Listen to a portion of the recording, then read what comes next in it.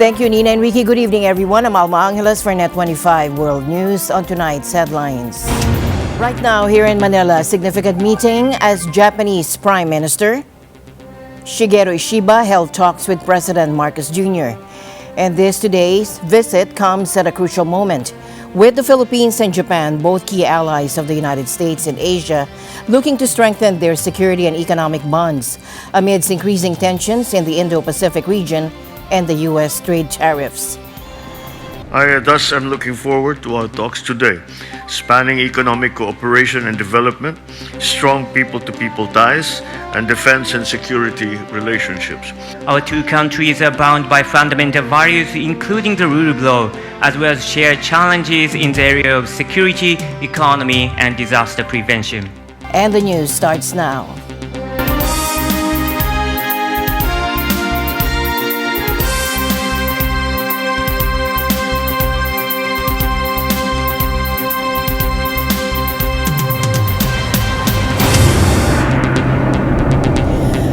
Right now, here in Manila, a significant meeting as Japanese Prime Minister Shigeru Ishiba held talks with President Marcos Jr. And today's visit comes at a crucial moment, with the Philippines and Japan, both key allies of the United States in Asia, looking to strengthen their security and economic bonds amidst increasing tensions in the Indo-Pacific region and the U.S. trade tariffs. Now, Prime Minister Ishiba arrived at Malacanang Palace just this afternoon and was greeted with a formal honor guard. The discussions between President Marcos and Prime Minister Ishiba centered on deepening the already strengthened strategic partnership between our two nations. High on the agenda is Japan's continued security assistance to the Philippines and the landmark military agreement that would pave the way for the deployment of forces on each other's territory. This reciprocal access agreement, a first for Japan in Asia, aims to streamline the entry of military equipment and personnel for joint combat training and disaster relief operations, ultimately enhancing cooperation between our armed forces. While the Philippines has already given its approval, the agreement is currently awaiting legislative green light in Japan. Beyond defense, the two leaders discussed the importance of promoting a free and open Indo-Pacific and upholding a rules-based international order. On security, as we see the deepening of our bilateral cooperation in a multi-layered way in the recent years, we agreed to start the negotiation on ACSA, or the Acquisition and Cross-Servicing Agreement. We also confirmed to start government-to-government discussion on potential conclusions of Security of Information Agreement in the future. In addition, we affirmed the importance of the Japan, Philippines, and the United States trilateral cooperation. On the regional and international developments, today I also exchanged the views with His Excellency, the President. I hope that our two nations will continue to closely communicate with each other to oppose attempts to change the status quo in the East and South China Seas by force or coercion, and to realize a free and open Indo-Pacific based on the rule of law. Japan has been of great assistance in helping us achieve our aspiration for peace and friendship with all nations with strength and with integrity. Further, we have agreed to start negotiations on an acquisition and cross-servicing agreement. And this reflects the shared concerns of both maritime nations regarding regional security.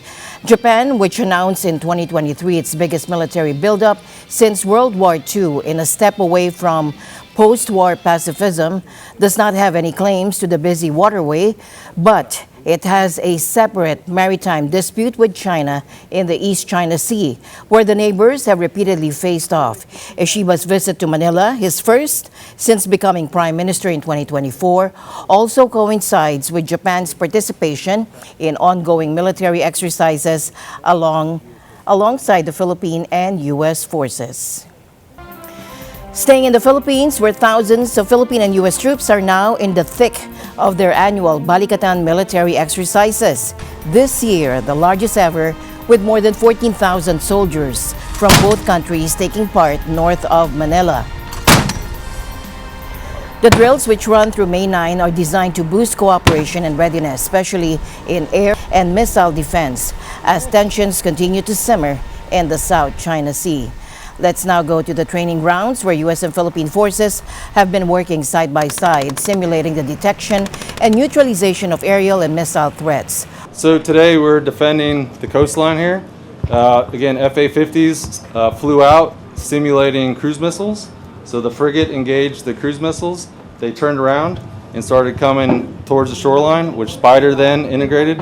And then we started flying drones against Mattis in defense of Spider. Australia and Japan are also on the ground, joining as participants while several other nations observe the exercises. This year's Balikatan, which means shoulder to shoulder in Tagalog, comes at a time of heightened maritime tensions with China over disputed islands in the South China Sea. The exercises are not just about military maneuvers. They're a signal of the growing alignment between the U.S. and the Philippines, reinforcing their decades-old alliance and commitment to regional security. Officials saying these drills are a chance to showcase the modernization of the Philippine Armed Forces and to practice rapid deployment and joint operations across land, sea, air, and even cyber domains. This type of training is absolutely invaluable to us. To be able to get out here to operate with our treaty ally and to be able to set up a defense like this and integrate all of our systems is just remarkable, and we're really grateful for the opportunity. And with the exercises continuing for another week and a half, all eyes remain on the region and how these alliances may shape the security landscape in the Indo-Pacific. We're hearing some potentially explosive claims out of the Philippines today. Senator Amy Marcos has alleged that the International Criminal Court, or ICC, is on the verge of issuing an arrest warrant for Vice President Sara Duterte. During a press conference earlier today, Senator Marcos stated that according to what she's hearing, even though Vice President Duterte's name is currently lower on the ICC's list in their investigation into alleged crimes against humanity during the previous administration's drug war, she's expected to be the next target for an arrest warrant. Several weeks ago, a draft was mooted involving a warrant of arrest of 5 police officers, including Senator Ronald Bato de la Rosa. Of late, there has been a rumor, once again, that the Vice President will in fact be issued by the ICC a warrant immediately. So alam natin na si VP Sara ay nandun sa listahan. Pero alam ko na nasa ibaba siya, no, doon sa mga pinangalanan. Ngunit ilang araw nakalipas, may mga report na siya na ang uunahin. Senator Marcos went on to vow that she will oppose the implementation of any such warrant with everything she has. She's maintaining the position that the ICC has no jurisdiction over the Philippines and that any warrant they issue would be, in her words, a mere scrap of paper. As the hearings have established, the circumstances surrounding the investigations of the ICC in this country, the incidents leading to the issuance of these ICC warrants, and the enforcement of such warrants are politically motivated and really are in violation of Article 3 of the Constitution of the Interpol itself, which prohibits the Interpol from participating in any intervention or activity of a political character.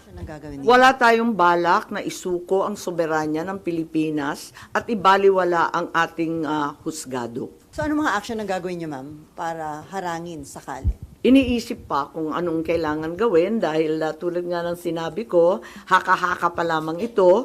Ngunit sa nakita natin sa mga nakaraang 2 taon, itong mga haka-haka, duda, suspecha, madalas nagiging totoo. The results are in from Canada's election and they're being watched closely, particularly south of the border. Mark Carney, with his extensive international experience, will now navigate Canada through a complex period, including the ongoing trade tensions with the U.S. Thomas I. Likeness for more. Carney will need the help of a smaller party to prop up his government, which is a few seats shy of a majority. Now, just 6 weeks ago, Carney, a political novice, replaced former Prime Minister Justin Trudeau, who resigned because of plummeting popularity. Before entering politics, Carney headed Canada's central bank and later the Bank of England.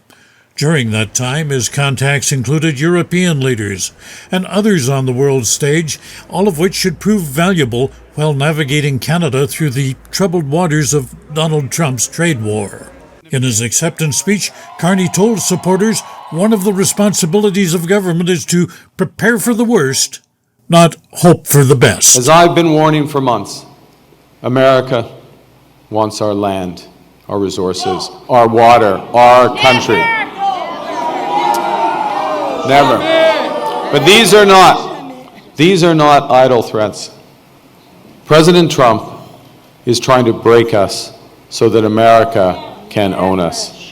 That will never ever happen. And Carney says things have changed with the United States, and there's no going back. Our old relationship with the United States, a relationship based on steadily increasing integration, is over.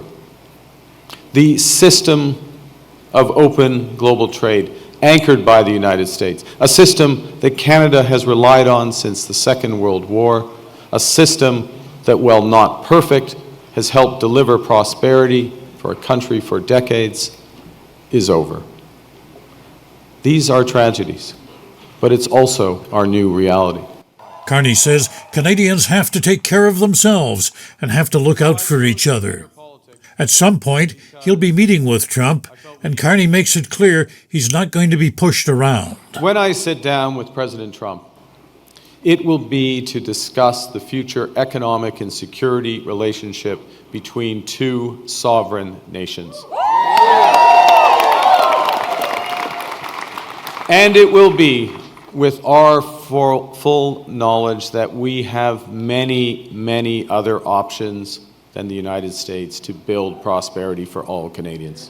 Carney says Canada will win the trade war with the U.S. and in doing so will build a strong economy. On the domestic front, Carney says although millions of people voted for other parties, he's committed to representing all Canadians. And my message to every Canadian is this: no matter where you live, no matter what language you speak, no matter how you voted, I will always do my best to represent everyone who calls Canada home. Carney's main opponent, Conservative leader Pierre Poilievre, faced disappointed supporters as the results came in. He offered gracious remarks in his concession speech. Well, I would like to congratulate Prime Minister Carney on leading this minority government. We'll have plenty of opportunity to debate and disagree, but tonight we come together as Canadians. We will do our job. Yes, we will do our job to hold the government to account. But first,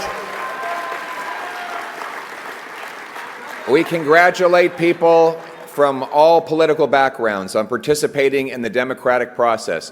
Poilievre says he'll stay on as party leader, but his political future is uncertain. Not only did his party lose the election, as of broadcast time, Poilievre appeared to be on the verge of losing his own seat in Parliament. The final result of that vote will be known later today. So, if he is defeated, it's possible the Conservative Party will be putting up a help wanted sign.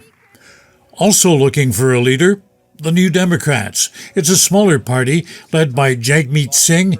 He failed in a bid to get re-elected, and he says he'll be stepping down as party leader.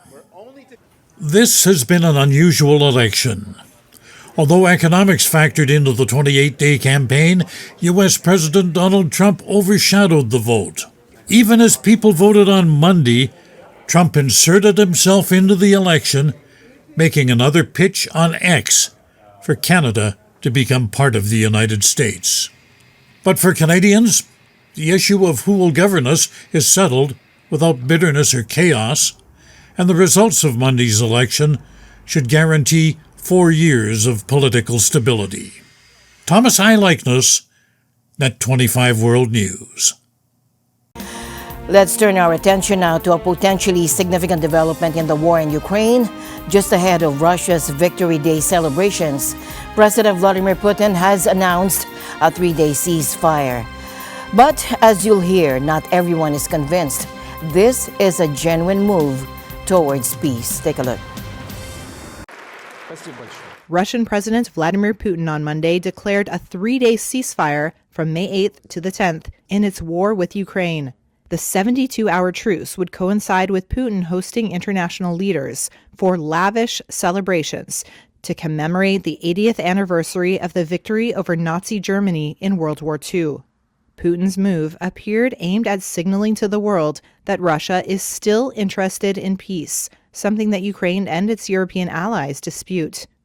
On Monday, White House Press Secretary Caroline Leavitt said U.S. President Donald Trump wants more than just a 3-day truce. Increasingly frustrated with leaders of both countries. He wants to see a permanent ceasefire. I understand Vladimir Putin this morning offered a temporary ceasefire. The president has made it clear he wants to see a permanent ceasefire, first to stop the killing, stop the bloodshed. And while he remains optimistic he can strike a deal, he's also being realistic as well. Speaking to reporters in New Jersey on Sunday, Trump said he was disappointed that Russia has continued to attack Ukraine. I want to see what happens with respect to Russia, because Russia had been surprised and disappointed, very disappointed that they did the bombing of those places after discussions. U.S. proposals on ending the 3-year war in Ukraine have called for Washington's recognition of Moscow's control over Crimea, as well as de facto recognition of Russia's hold on other parts of Ukraine. European and Ukrainian counterproposals, however, defer detailed discussion about territory until after a ceasefire is concluded. What do you want Vladimir Putin to do? Well, I want him to stop shooting, sit down and sign a deal. And we have the confines of a deal, I believe, and I want him to sign it and be done with it and just go back to life. Trump and Ukrainian President Volodymyr Zelensky in Rome met in a Vatican basilica on Saturday to try to revive faltering efforts to end the war in Ukraine. After which, Trump suggested Zelensky was ready to give up Crimea, which Russia seized from it in 2014, as the price of a peace deal. Were Trump to unilaterally recognize Crimea as Russian territory right now, he would be immediately giving up perhaps the most important negotiating card in all of these discussions, seemingly for nothing in return. Ukraine, of course, has insisted on full restoration of its pre-2014 boundaries, but there has been a lot of acknowledgement within Ukrainian political circles and even in the discussions that were held in 2022 about a ceasefire that Ukraine would at least no longer press its claim against Russia for the return of Crimea and allow that to sort of remain unsettled, but also to go unchallenged. Today, for Ukraine in potential negotiations around the future where it seeks to claw back as much of its territory as possible, there's a broad recognition that there some kind of adjustment, at least on the rhetoric on Crimea, might be necessary to do that. But that is, of course, one of the most significant things that Ukraine can offer in those negotiations, whereas Putin is taking a maximalist position and demanding the annexation and incorporation into the Russian Federation of territory that his army has never even occupied. But U.S. Secretary of State Marco Rubio said on Sunday that the Trump administration might abandon its attempts to broker a deal if Russia and Ukraine do not make headway.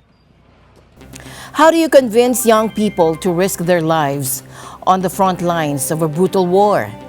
Well, Ukraine is trying to answer that question with a bold strategy. Cold, hard cash and some significant perks. But as we're learning, the reality of warfare is proving a tough sell for some. Fighting on the front lines of Europe's deadliest conflict since World War II is a hard sell. And that's why Ukraine is now offering a range of financial incentives in a bid to lure young recruits, though data suggests take-up is slow. For those who do sign up to fight for a year, the package includes a mortgage deal and a monthly salary of up to $2,900, almost 6 times above the national average wage. A cash bonus of $24,000 and a 1-year exemption from mobilization after a year of service are also included. 20-year-old Pavlo Broshko has signed one of the new contracts and will be sent to the front line in 2 months. He says his 6-month-old daughter is his motivation. When the war started, the occupation of Crimea, Donbass, I was 9 years old. I do not want my child to ever hear the word war in the future. that someone has occupied some territory or similar, I want my child to simply not know what it is.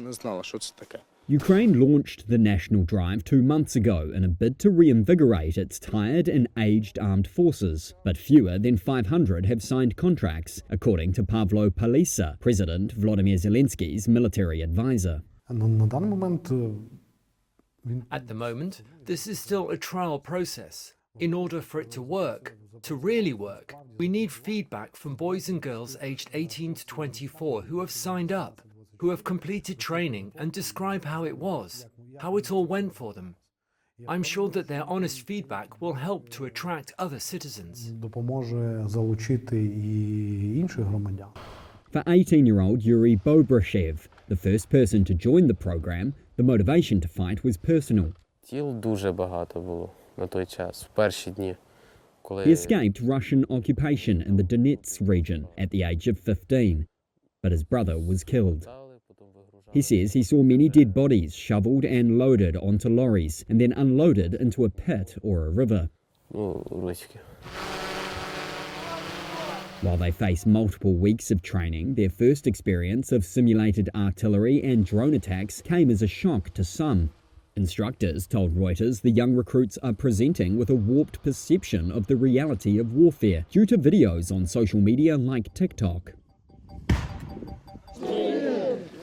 Zelensky said in January Ukraine had 980,000 people in arms. Last year, Russian President Vladimir Putin ordered the Russian armed forces to be increased by 180,000 to 1.5 million. A Ukrainian draft has been in place for most adult men after the full-scale Russian invasion of 2022. According to sources, the average age of Ukraine's battlefield soldiers is 45. Kyiv reduced the age of those required by law to join up from 27 to 25 last year. The young recruits are preparing to head to the front at a time when Russian forces continue assaults along multiple fronts, even as the US administration of President Donald Trump seeks a negotiated ceasefire. Imagine life suddenly grinding to a halt, and that was the reality for millions in Spain and Portugal as a huge power failure swept across the region. The scale of the blackout was so severe that Spain declared a national emergency. Here's Arlene Ocampo for a look at the impact. This is what much of Spain and Portugal looked like Monday, life without electricity. The outage grounded planes, halted public transport, and forced hospitals to suspend routine operations. We were literally at a restaurant and everything started kind of going, awkward as our phones stopped working, the lights in the hotel went out, and then pretty soon we realized as we were on our way here to the train station that none of the traffic lights were working.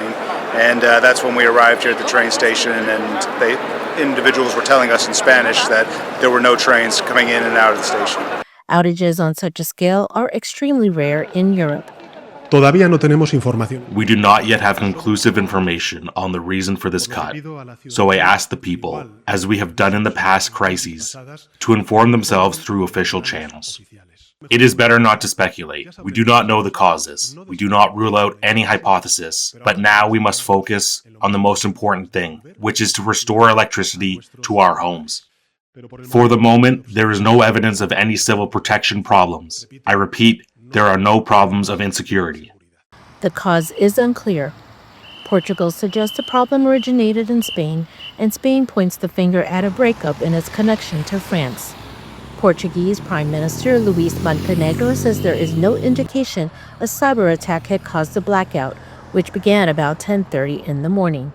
Nonetheless, rumors circulated of possible sabotage. Spanish Prime Minister Pedro Sánchez says in 5 seconds, the country lost about 60% of national demand. He says they're still trying to figure out what happened. Sánchez says technicians are working to figure out why that sudden drop occurred.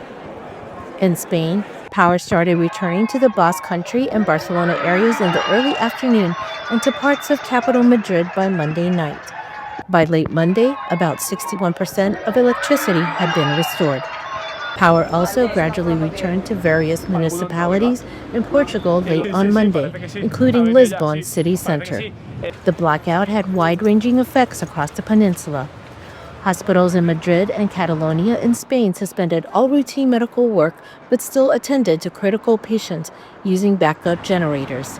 Several Spanish oil refineries shut down and some retailers closed. There were traffic jams in Madrid city center as traffic lights stopped working, with people in reflective vests appointing themselves to direct vehicles at intersections. Local radio reported people trapped in stalled metro cars and elevators. Arlene Campo for NET25 World News. And now we head on over to South Korea, where firefighters are in a race against time to control a significant wildfire. Now, this blaze erupted Monday afternoon on Mount Hamji in the southeastern city of Daeju, and fueled by dry conditions and strong winds, it spread rapidly. And by this morning, the fire had already charred an estimated 260 hectares, and that's roughly 640 acres, forcing thousands of residents to leave their homes. Authorities acted quickly, deploying over 50 helicopters and around 1,400 firefighters to tackle the flames. They worked tirelessly through the night, and thankfully, calmer winds early Tuesday allowed them to make progress. As of 8 a.m. today, the containment rate of a wildfire is 82%. The total area affected by wildfires is 260 hectares, and 9 kilometers of the 11 kilometers total fire line has been extinguished, and the remaining fire lines are 2 kilometers. But a 2-kilometer stretch of active fire line remains a key area of concern. The good news so far is that no casualties have been reported, and officials credit this to the swift and well-organized evacuation of residents. At the peak of the emergency, more than 2,000 people were ordered to evacuate, and a section of the nearby Gyeongbu Highway was temporarily shut down as a safety precaution. The cause of the fire is still under investigation.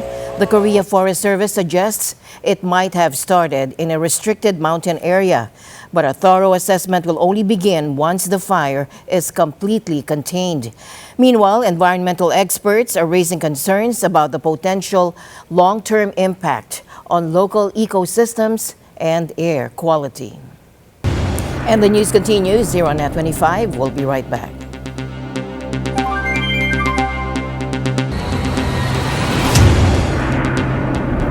Finally tonight, let's catch up on some action from the NBA playoffs.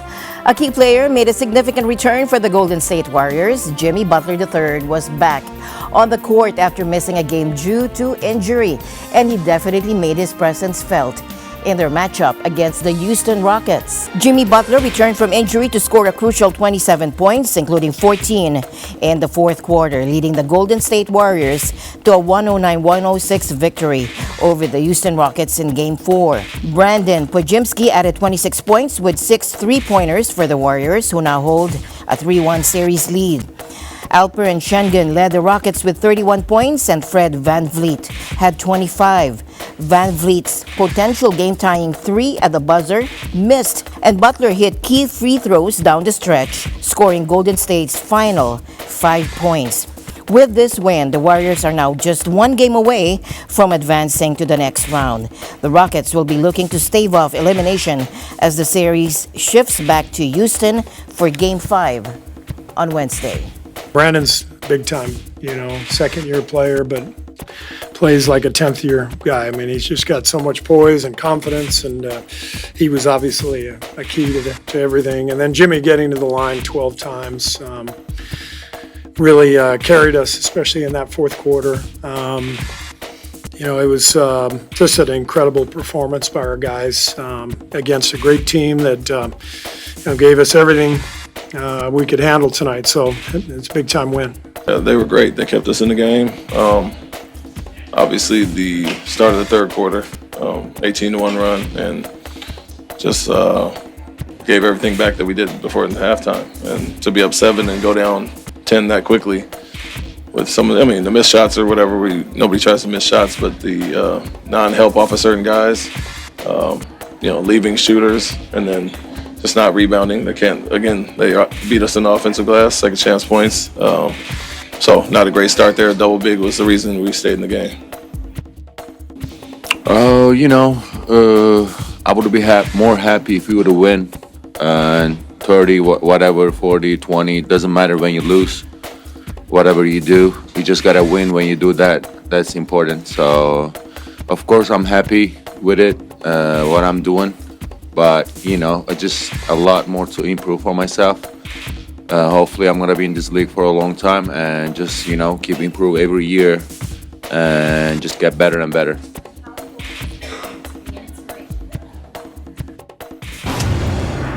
And with that, we end tonight's broadcast. For everyone here on NET25, I'm Alma Angeles. Thank you all for joining us. Good night.